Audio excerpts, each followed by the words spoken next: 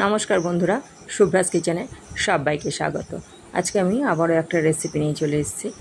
আজকে আমি বানিয়ে দেখাবো চাল কুমড়োর রেসিপি। আর এটা বানানো কিন্তু খুবই সহজ। চাল কুমড়ো আমরা বড়ি দিয়ে বা নারকেল দিয়ে এগুলো দিয়ে কিন্তু খেয়েই থাকি। চলুন দেখা যাক। আজকে আর প্রথমেই লাগছে আমার চাল কুমড়ো। এখন চাল কুমড়োটা আমি খুব ভালোভাবে ছোট ছোট করে কুচি করে কেটে নিয়েছি।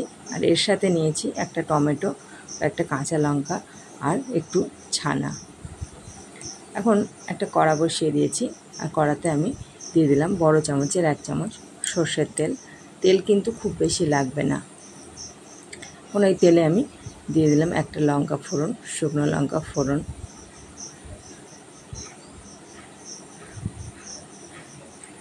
আর আমি দিয়ে দেবো অল্প একটু সর্ষেতে ফোড়ন দিয়ে দিলাম। এখন টমেটো কুচিটা আমি দিয়ে দিলাম। টমেটো কুচিটা আমি অল্প একটু ভেজে নেব।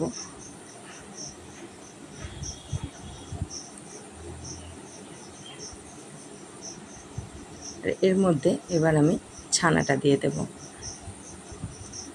সম্পূর্ণ স্বাদটা কিন্তু অন্য রকম হয়, কিন্তু ভীষণই ভালো লাগে খেতে। নিরামিষ দিনে খুবই ভালো খাবার একটা, দুপুরে ভাতের সাথে বা রুটির সাথে কিন্তু খুবই ভালো লাগে।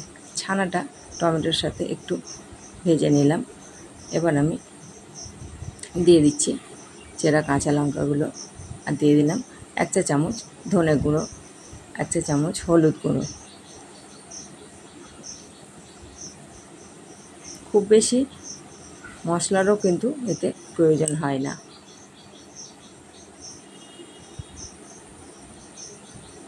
এখন আমি ছাঁচি কুমড়ো কুচিটা পুরোটাই দিয়ে দেবো।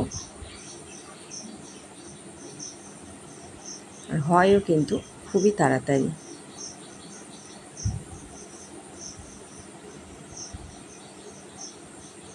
এখন একটু নেড়ে চেড়ে নিয়ে আমি লবণ দিয়ে একেবারে একটা ঢাকা চাপা দিয়ে হতে দেব।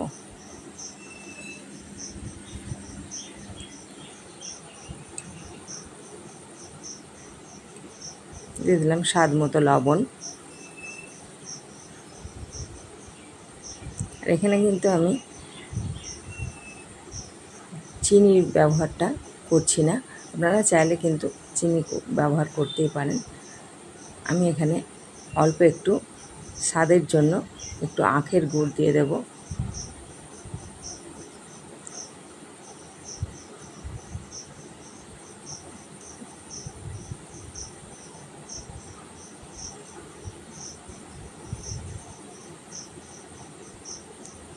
এখন আমি এটা নেড়ে চেড়ে ঢাকা দিয়ে এখন 10 মিনিট থেকে হতে দেব।